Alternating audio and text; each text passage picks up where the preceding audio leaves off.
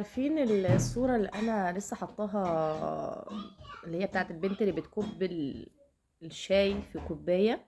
بالظبط دي مشاعرنا لما بنديها لناس ما بتستاهلش، او احنا بندي حد حاجة او ندي طاقة لحد اكبر من اللازم.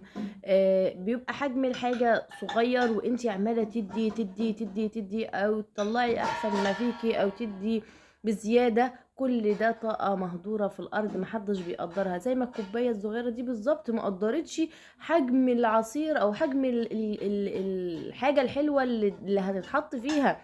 هي خدت على قد طاقتها والباقي رمته، ما يلزمهاش. فتعلموا يا جماعة. وانا نفسي بدات اتعلم حاجه زي كده، ان انا لما اجي ادي حد حاجه حلوه جوايا، ادي مشاعر، ادي طاقه، ادي على قد قيمه الشخص اللي قدامي. ما اديش عشان انا بحب ادي الحب فانا عمال ادي ودلدق واحب ودلدق، ففي الاخر هتصعب عليكي نفسك. في الاخر هتحسي ان انت بتدي طاقه مهدوره. في الاخر هتحسي ان انت عملتي اللي ما يعني عمل محدش قالك اعملي.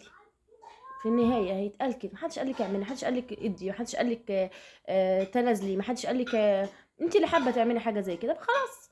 يبقى لما نيجي نتعلم بعد كده ان احنا نبص على قيمه الانسان اللي قدامي وحجمه وقدره بالظبط قد قيمه حجم الكوبايه اللي جواكي، اللي هي الكوبايه اللي محطوطه قدامك كده، وانت معاكي حاجه حلوه عايزه تصبيها فيها، فصبي على قد الكوبايه وما تديش اكتر من طاقتك.